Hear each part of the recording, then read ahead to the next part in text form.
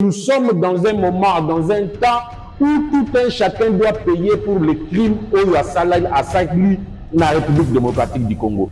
Le mythe Kabila est en train de tomber.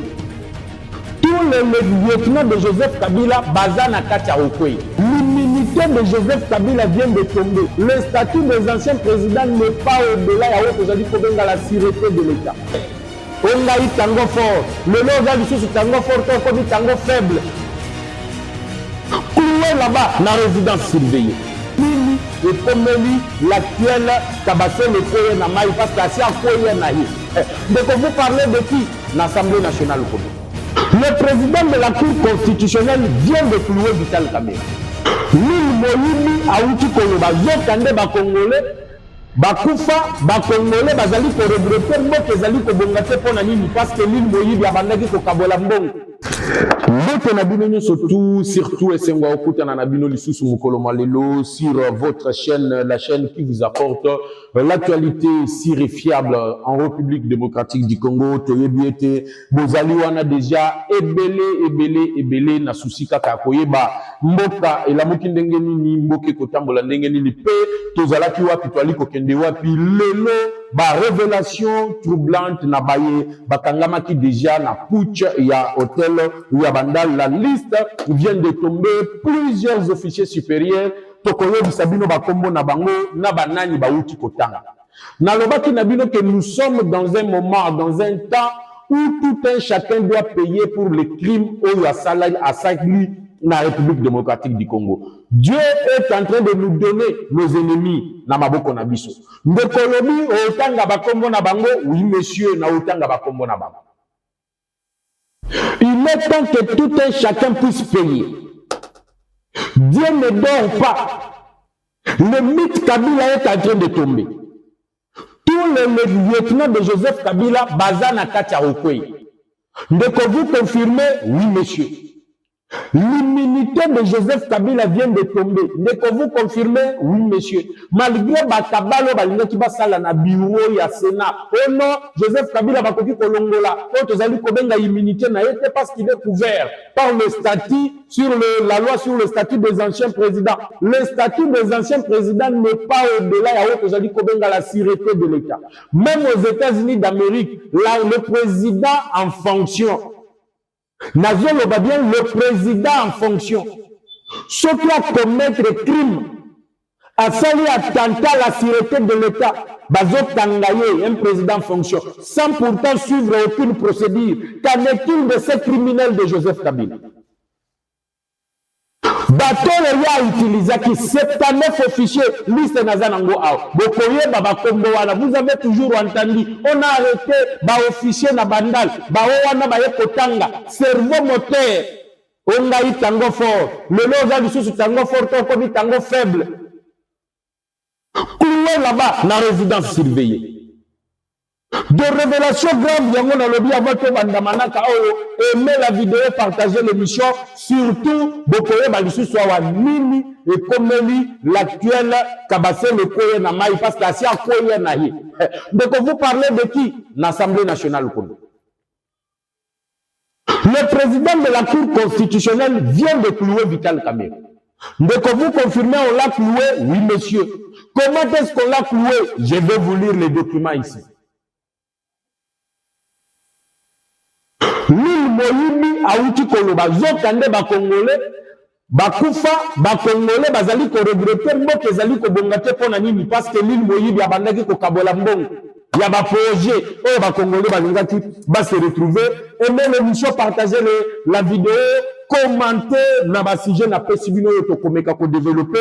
La ville d'Uvira aussi, on va parler de la ville d'Uvira qui vient d'être sauvée par les volontaires pour la défense de la patrie, qui ont neutralisé tous les traîtres Nakati Yamapinga, qui ont utilisé déjà pour prendre la ville d'Uvira et l'avancée, il y a M23, l'armée rwandaise pour rejoindre le haut plateau de Minembwe, stoppé par le APLC et les Alibongo groupe, il y a Bitumba, toute la journée d'hier et la ville de Bukavu et sains et saufs, sauvés de toute attaque de l'ennemi, et ils sont morts. Bakoufi en gros et en détail. Bakoufi en gros et en détail, oui, ils ont reçu leur billet d'aller en enfer express. Alors, pour commencer l'émission, le mythe Kabila tombe. Plus question à Obanga Joseph Kabila. Plus question de vous dire que non, China Rambo. Non, que China Rambo est quoi? Moi, na maya komi Kobanga. Moi, na maya komi Koluka Bisika Nina Okendo Batama. Tu sais que Joseph Kabila, que chaque chose a son temps. Le nom Makopa na bango tout basala qui contre Félix Tshisekedi Okoyi na maya. Tout ce qu'ils avaient préparé contre l'actuel président est en train de tomber, c'est eux-mêmes qui tombent. Donc vous confirmez, ils viennent de tomber? Oui, monsieur. Nathalie Sakibino vidéo, il y a 70 individus, 70 unités spéciales. Oyo bakoti saki na ba militaire oyo ba uti Goma, bayaki awa na Kinshasa comme ils s'étaient rendus na base à MONUSCO. Et la MONUSCO qui est égale au M23, ils ont permis que ba traître ba infiltrer le groupe qui devait arriver ici. Les 70 personnes qui ont été arrêtées parce qu'on devrait passer par l'identification. Il y a il y avait des généraux qui étaient chargés de l'identification de tous ces troupes-là qui étaient venus. Et tant que babandi identification, batali que nakatuana, il y avait 70 forces spéciales. Il y a l'armée rwandaise, na premier groupe, il y a Bambila Oyo Bayaki Awa. Parce que on doit se dire la vérité. Dans un bateau, il faut que ce sont les héros de la République. Bazabilombe, Batubabumi, alors que plusieurs officiers supérieurs, Bakimaki la ville de Goma, plusieurs officiers supérieurs avaient détourné de l'argent. Ils ont pris la poutre d'escampette. 5 sont en train d'être auditionnés parce qu'ils ont pris la poutre d'escampette devant l'ennemi. Et fuir devant l'ennemi, ils allaient constituer, selon la dépêche, il y a ancienne ministre de justice, Madame Rose Mutombo, que nous appelons la haute trahison. Parce que les militaires doivent se battre au front, ils ne doivent pas prendre la poutre d'escampette devant l'avancée de l'ennemi. Joseph Kabila Kanisa dit que plan nous sera utilisé à l'est, biso tokoye bayangoute. Les lois vont se rendre compte que tout est allé na katia kokoya na mai. De tango bango bakimi, bakaporombe batikali.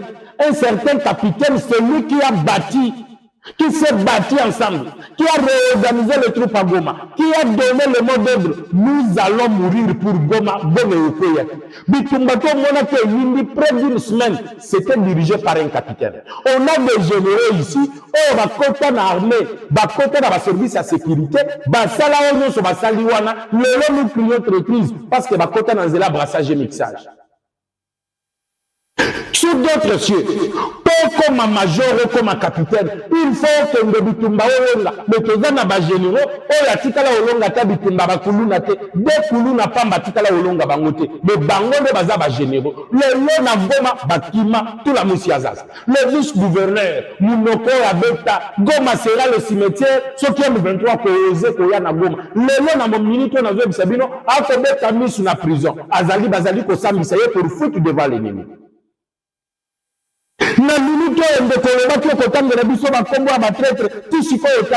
Je vais vous citer les noms. Soyez calmes. Prenez d'abord le taureau par les cornes.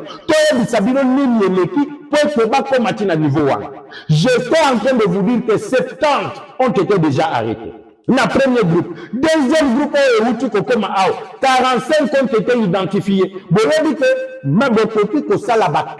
Même les Français disent qu'il n'existe pas de crime parfait. Na mito na bango bayeba kite ke ici à Kinshasa on allait les identifier. Tant que bakomi ko identifier pesa kombo na yo, kombo na ngai kingani, pesa numéro matricule muto ayebite, ba pesa faux numéro matricule, batala na ba listing boy, kombo na yo ezalité, monsieur le kananoko. Bazi bango baye ko pesa ba révélation. Ba révélation ba pesa ki ezalaki collaboration à 79 officiers supérieurs. Oh, mais tu commences à batangi na bandal, bazalaki 40. Tango batangi bango 40, Bassera, Bakona, Bango Nandolo, vous avez vu la première audience, l'audience foraine, il y a un putschiste, et celui qui avait pris le devant, un général tout à foutu, la foule, oh la joie qui m'a lobalobi, Bissoa ou Atobeti qui c'était du coup d'État. Qu'est-ce qui était planifié? Balinga qui va humilier le chef de l'État. Donc vous confirmez? Oui, je le confirme. Balinga qui va humilier Félix Tshisekedi Ndengeni. Prenez votre stylo, écrivez. Lorsque perquisition est salénie, la fondation Laurent Désiré Kabila, on a retrouvé le plan. Il y a déstabilisation. Le plan, il y a Ozali Bongo Kobenga, la cité de l'Oya. La construction, tout le plan, comment est-ce qu'il devait arriver là-bas, Bakota, Bazia Tshisekedi vivant. Tout ceci a commencé lorsque Félix a menacé Paul Kagame, a menacé le changement du régime au Rwanda. Mais Rwandais, le régime sanguinaire, il y a de cela 30 ans, Balobi Tshisekedi vient de mettre les doigts dans mon Lyon. Quand Siango a yébaki kasi à Noumou, a commis Moukolo, a Kokaki qui se retrouver par terre, 4 pattes à l'air. Le Neko Kochiba Lubakama Pumbwale. Lelo na vyo bisabine bandeko balandi. Il faut changer le régime à Kinshasa avant que Kinshasa renverse le Rwanda. Il y a une rébellion à l'est de la République démocratique du Congo. Babandi rébellion, l'objectif c'était quoi? Arriver à Kinshasa. Arriver à Kinshasa, prendre Tshisekedi, Kokanga Tshisekedi vivant. L'amener à la RTMC, faire la déclaration que Baouti Kolongola, les dictateurs, ou le Menge Bozali Koyoka Nanga Lali Koloba, matin, midi, soir. Mais le Nanga Zali ko multiplier la déclaration. Est-ce que vous savez pourquoi Nanga Zali ko multiplier la déclaration? Mais Nazali n'a dit non à pour décrypter l'actualité de Sowana. Par révélation troublante. Et quand Balinga qui va Kanga Tshisekedi, l'objectif c'était, le plan était, le dessous de carte était quoi? Qu'est-ce qui était planifié? Les Français pouvaient, il fallait le retour de Joseph Kabila au pouvoir. Mais pour justifier cela, Kabila a tiré un million à Yiba, République démocratique du Congo en jeu. Vous confirmez Kabila Yiba? Oui, monsieur Kabila Yiba. Kabila n'avait absolument rien. Kabila n'a pas bout de caoutchouc. Kabila n'a veste le qui m'a beaucoup moulari. La République démocratique du Congo a tout donné à Joseph Kabila. Kabila yaki azalaki ata na mandefu te. Congo epesi Kabila mandefu. Kabila yaki azalaki na mwasi te. Congo epesi Kabila mwasi. Kabila ye ao azalaki na résidence te. Congo epesi Kabila résidence. Le Kabila ke à s'associer na chef naye. Vous dites à s'associer na chef naye, oui. Qui est son chef? C'est Paul Kagame qui est le chef, l'autorité suprême de Joseph Kabila. Objectif qu'on vienne de Joseph Kabila au pouvoir. Et pour que Kabila vienne au pouvoir, il faut utiliser Nanga. Nanga Kembe, c'est la rébellion. Comment tu n'as Kinshasa? Ceux qui ont commis Kinshasa, au Sali Putsch, après une année, au Sali Simaponani. Et Kabila devrait se présenter comme candidat aux élections et il devrait être élu notre chéri. Il y a autre Zali Kobenga Bongo, monsieur Corneille. Et Kabila devait rentrer au pouvoir. Pour y arriver, ils avaient besoin de leurs pions qu'ils ont laissés ici à Kinshasa. Ils ont des pions ici à Kinshasa, oui monsieur. Il y a des généraux, il y a des colonels, il y a des majors qui ont été vénérés par Joseph Kabila. Ce n'est pas moi qui l'ai dit. Même le chef de l'État sait à l'Obakango chaque jour que notre armée, il y a des infiltrations. Voilà pourquoi le Lobo Monaki, l'Assemblée nationale à l'époque de Mbosso, Basalaki recommandation, oh, bandaki ko petit sabrassage et mixage. Oh, bandaki ko interdire gouvernement, bata boke ko négocier, toza na posate toyo kate bo brasser, bo mixer na niveau ya armée. Ils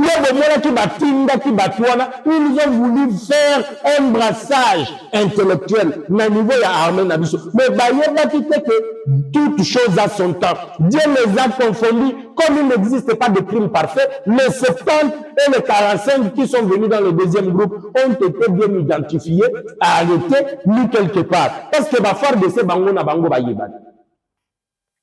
Monsieur yo fait la kana peloton nini ozala ki na peloton nini yote ngai boyo na boyo oyebi mutu akamba lebi ko kamba peloton na yote kende pembeni batu wana baye babandi koloba babandi kosanza babandi kobimisa ba vérité babimisi prenez maintenant le stylo boyeba nani azalaki l'auteur le point focal na niveau ya armée. Celui qui a contacté les autres, Boyar Tosalaboy. Na point stratégique, et qui déjà na ville à Kinshasa pour attaquer Kinshasa, neutraliser le régime. Mesdames et messieurs, prenez votre stylo. Je vais le dire ici. Pebo Koma, Boye Baba Généraux Wana, Baouta Wap, Bakota Narmen Bengeni, Bazo Bagado Bazana Nango Bengeni. Il y a de ces gens-là où Baouta Ka rébellion. Mbalamoko Azali général, Mbalamoko Azali colonel, Mbalamoko Azali major. À Tikala pour suivre l'échelon normalité. Il n'a jamais fait l'académie militaire, mais Mbalamoko général. Nde Baye na Kinshasa, Bisiko Bazalaki na ba élément na ba. Le point focal na bango tango faible. Maintenant, lui-même Azali faible parce que résident surveillé, il ne peut pas sortir. Allez chez lui là-bas, vous allez voir combien de barrières bachelier. Yabambila, combien de barrières bachelier. Tango faible est en train de pleurer, vous allez pleurer quoi? Batangi yokuna. Donc, yango bazali kuna. Yokala imalam. On a mis à la tête la liste. Mouto Asia Kangama déjà. Namakamo ezali kota la Floribert Chebeya. Ye pays le peu dedans. Parce que Bazabato Bayebi Meyandre Malam ya Armée Nabiso. Vous allez voir qu'ils sont au-dessus. Tango faible Azaliwan. On a mis Philémoyan Azaliwan. On a mis le général John Moulongo Djibo. Écoutez très bien dans le but Zouabik Koma. Ono bolobika kabakangi bango bangna nyango bakangaki yoka bakombo na bango sikoto ko pesa bina lelo bomoni bakebele bakomi ko bima ono bato bakangi bazaka ba la plupart ce sont des katangé mais surtout bazali bakatangé. Comment est-ce qu'ils étaient partis faire la déclaration de putsch en République démocratique du Congo pour d'État aussi malisusu parce que il y a conscience au Congolais bazali nangolelo.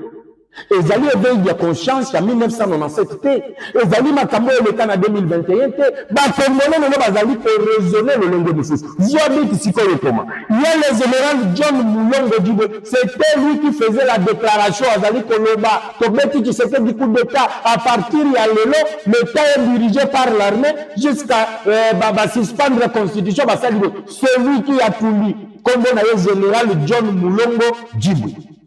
J'espère que vous avez bien écrit. Nazotang de la bino liste vini. Baza au nombre à 79, ils étaient arrêtés 40. Bakomi kotanga bakomi. Bafon point focal na armée baza. Bafon focal na politique bazali. Na opesa pe bakombo na bango. Baza ba au cadre. Bato de yembelaka. Bobete la kabango maboko. Excellence, général honorable. Un honorable. Et azali kobomabino. Un honorable qui est en train de trahir le pays. Prenez votre patience, mesdames et messieurs. Je vais arriver là-bas. Voilà pourquoi le lot copé ça, monsieur le Pépé Mbosso, il avait raison de dire, chers collègues, sortez des groupes armés. J'ai la liste de députés nationaux et Bazali pour soutenir le groupe armé Zaïre, le plus grand allié. Il y a des terroristes à M23 dans la province de l'Ituri.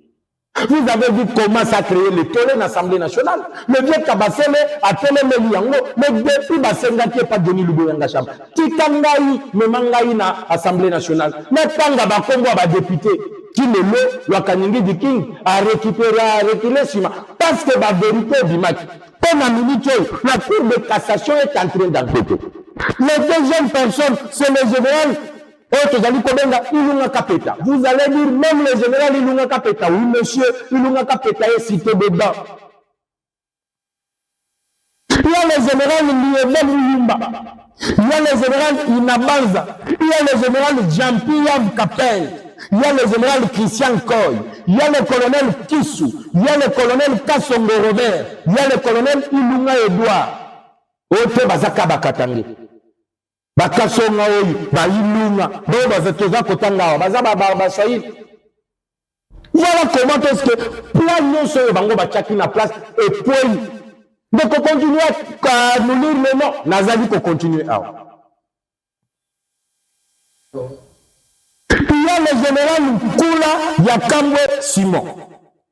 Il y a le colonel Kamwe Mouyu Erki. Il y a le général Chikala Ilunga. Il y a le colonel Nkongolo. Il y a le capitaine Banza Kasonga Damas. Il y a le capitaine Kadindi Beka. Il y a le capitaine Ngwej Peter Tosh. Il y a le capitaine Mwila Mobati Roger. La liste est tellement longue. Vous avez mon numéro, je vais vous l'envoyer. Que le Bakiawa, Moutouna Moutoko payer. Vous allez payer de tout ce que vous avez fait aux Congolais. Aucun péché ne restera impuni. Vous avez cru que vous allez renverser le régime. Vous visez votre propre intérêt. L'intérêt du peuple, c'est nulle part. C'est comme si cette république, ils avaient un héritage, et ils utilisent souvent le langage tribal. Non, mais c'est le tribalisme. Ce n'est pas du tribalisme. Je veille la conscience des Congolais. Mesdames et messieurs, je veux que beaucoup vont mal me comprendre, mais je dois le dire. Et je vous ai dit, je vais le répéter. Dans chaque émission, je vais le dire. Parce qu'il faut que Fongo, la bande de Fongo, il faut se positionner derrière les gens qui ont les idées pour changer les histoires, les idées pour changer la situation politique en République démocratique du Congo. Tosali 21 ans, mes frères Katangé, Balobi, Bato, Bakangini, Munga, ce sont des Katangé. J'ai vu la réaction de Gelumbi, j'ai vu la réaction de plusieurs. Nous, la communauté du Katanga, vivant à l'étranger, nous la communauté. Prenez bien attention à me suivre. Bosali 21 ans, là, basoi disait, Bandekonabino, ya Katanga. Moi, bisanga hôpital moko yo batonga pendant 21 ans au basali na pouvoir. Na Grand Katanga. Citez-moi hôpital ya munene moko. Vous êtes au Katanga, vous me suivez de fois, nous te suivons à Kasumbalesa, nous te suivons à Lubumbashi, nous te suivons à Kolwezi, nous te suivons. Boye bisanga pendant 21 ans ya Kabila. Hôpital ya munene. Oh Joseph Kabila tonga et pas inabino kona. Dites-moi que l'hôpital tel, c'est Joseph, n'a le but qu'on réhabilité à Kalate, au Tchak, ou l'RT, Batondi, pendant 21 ans. Dites-moi ce qu'ils ont fait là-bas. Moi, Bissangaï, autoroute, ni Batondi, pendant 21 ans. Et Batongue Libino. Moi, Bissanga, école, ni Batongue Libino. Moi, Bissanga, éclairage public et côté, courant et côté, y a-t-il l'amélioration du courant dans le Grand Katanga? Par contre, le Dango Baboto, même parc national à Kundelunga, et comme le Congo, ferme privée, il y a moi, c'est Joseph Kabila. Par contre, ils vous ont dépouillé, il y a patrimoine, vous allez qui l'ango, comme c'est qui l'ango, bilo qu'on a bango moko privé. Ils vous ont tué SNCC. Société nationale de chemin de fer, Baboma yango pour n'a pas créé, ba transport privé na bango. Ils ont tué le chemin de fer. Ils ont tué la Gécamine. Ils ont démorcelé la Gécamine qui était le poumon économique de la République démocratique du Congo mobile. Surtout Gécamine, ils ont profité de la Congolais. À combien plus fort réseau du Nord Katangé. Ne voyez-vous pas que ces gens sont en train de vous utiliser?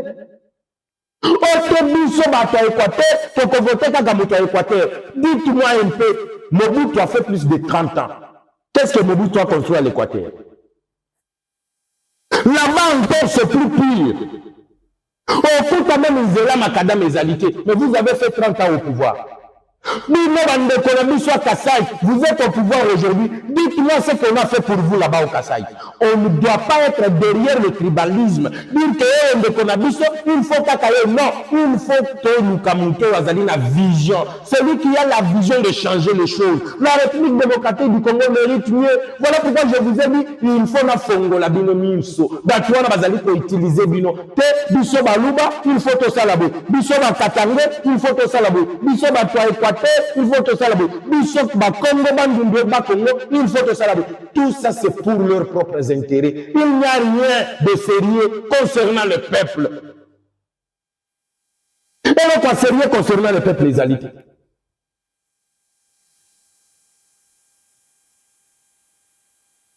Pour revenir maintenant à notre émission, Botali et Belé na Bango, 79 officiers supérieurs. C'est tellement grave que dans un pays comme le nôtre,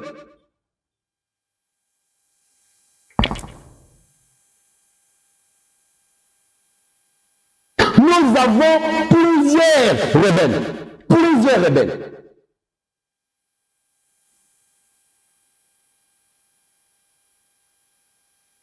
Nakati armée, nakati à la police, nakati à ANR, nakati. Lors d'une vidéo, le professeur Kalé le père à son âme qui vient de mourir, il nous a dit que ton signal te permettra que le service de renseignement Yarwanda est au Kanambo Kanabiso Awa. Babanda ko se renseigner na Congolais dans toutes les provinces Bazaliwan. On a donné toutes nos frontières, les 9 frontières. Et là, gérées par la police rwandaise. Et aujourd'hui, vous allez pleurer? Non, on a eu ça parce que Tochaki malheur n'a biso à la tête du pays. Et notre malheur à la tête du pays, c'était Joseph Kabila. Il n'y a plus aucun débat là-dessus. Kabila était le malheur de la République démocratique du Congo. Bon, Kabila Sali, il l'a fait dans son propre intérêt. Et regardez ce que nous sommes en train de récolter aujourd'hui. Nous récoltons, mesdames et messieurs, le malheur est au Tikaki Moutouneti Kabila à Konzabiso 21 ans. Maintenant, écoutez, au niveau politique, ils ont cité des gens. Le Kobatani Bakombo, oui. Et la plupart sont des députés que Johnny Luboyenga Chama, le gouverneur de l'Ituri, avait cité.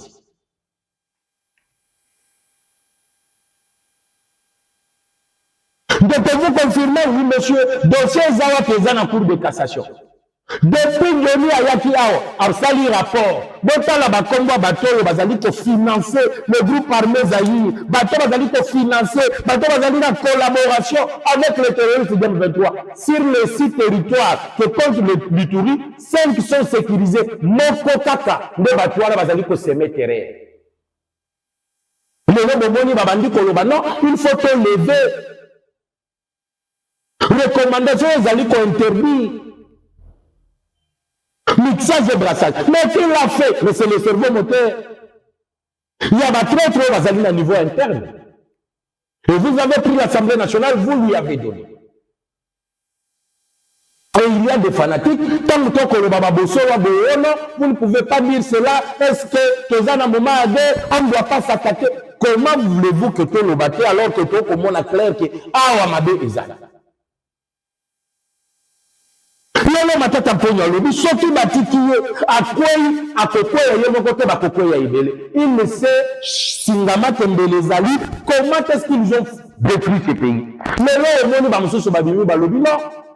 Bongo bandaki ko bimatozo kabola. Bongo contribuable congolais zo bima pina bozo kabola. Et nous le peuple, nous n'avons pas le droit de demander bongo bimaki montani Bokabola qui a banane, qu'est-ce qui s'est passé en réalité? Bah, projet est foiré, Kinshasa est plus Kinshasa est plus sale. Je pense même Goma, Bukavu, Lubumbashi, et le Kinshasa, le Kinshasa place à autant de les alités. Même bon, le dimanche projet, The Kinshasa zéro trou. Le Kinshasa est comme un million, il y a trou. Zéro autant de les alités. Pourquoi? Bon, le bimi, bango bakabo. Et une raison après. Raisonnement après, c'est quoi? Comment nous devons nous justifier? Donc, on se justifier, ensuite on damé l'art. Et tout ça, on accuse l'entourage du chef de l'État. Bato va accuser l'entourage du chef de l'État. Que ce soit Kaboul, que ce soit celui qui vient de parler ici, Lil Moyibi. Comme moi, c'est Kazi Yangowana, Lil Moyibi. Le chef de l'État est mal entouré. Il y a un entourage du chef de l'État. Avant d'être ministre des Finances aux Alakinani, n'est-ce pas que tu étais conseiller spécial du chef de l'État? Ou bien ambassadeur itinérant, je ne sais quoi encore. Et là, tu n'étais pas l'entourage du chef de l'État.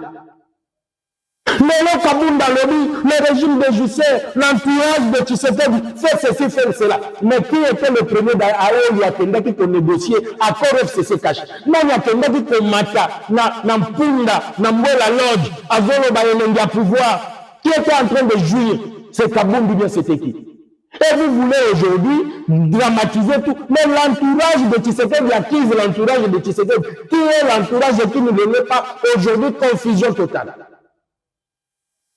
Confusion totale. On doit taper la main sur la table. Beaucoup de choses doivent être dites. Regardez, les politiciens aujourd'hui qui entourent Tshisekedi, même avait raison de dire que même la Union sacrée, même la cabinet à Mokonzamboka, Tozali na batu na biso bazali wana, bali ko pesa bango ba information. Les lots batu bazali ko confirmer tout ce que Nanga avait dit, ce n'était que la vérité.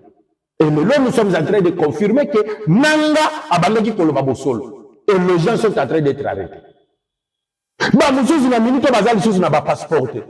Bah, vous avez un côté comme même pembeni à port à Wate, même à ceux qui n'habitent pas au côté comme à terre. Bah, vous avez belé. Donc, au PC, vous avez un combo na bango, à wana la katibino, bah, militaire besoin. Bah, comme bah, politicien, nazo pesa yango. Oui, monsieur, trop c'est trop, on doit quand même sauver la République démocratique du Congo. Makambo belé, oh, je sale manasese, oh, ezali ko bebisa, que toute la vérité. La vérité restera que vérité. Le couteau est là, quand l'ascenseur de solo est là, quand pesant escalier. Ce qui est commis, le couteau n'est se dissiper. C'est ainsi que, mesdames et messieurs, vous comprenez aujourd'hui que mensonge à Batouana, les alibongo kosimba lissusute. Les 30 minutes qui m'ont été données viennent de se terminer. On se retrouve, mesdames et messieurs, sur la même chaîne, sur la même fréquence, à la même heure, avec le même plaisir. Aimez la vidéo, partagez, abonnez-vous massivement pour rester toujours informé sur l'actualité politico-sécuritaire de la République démocratique du Congo. On se retrouve tout à l'heure. Ciao.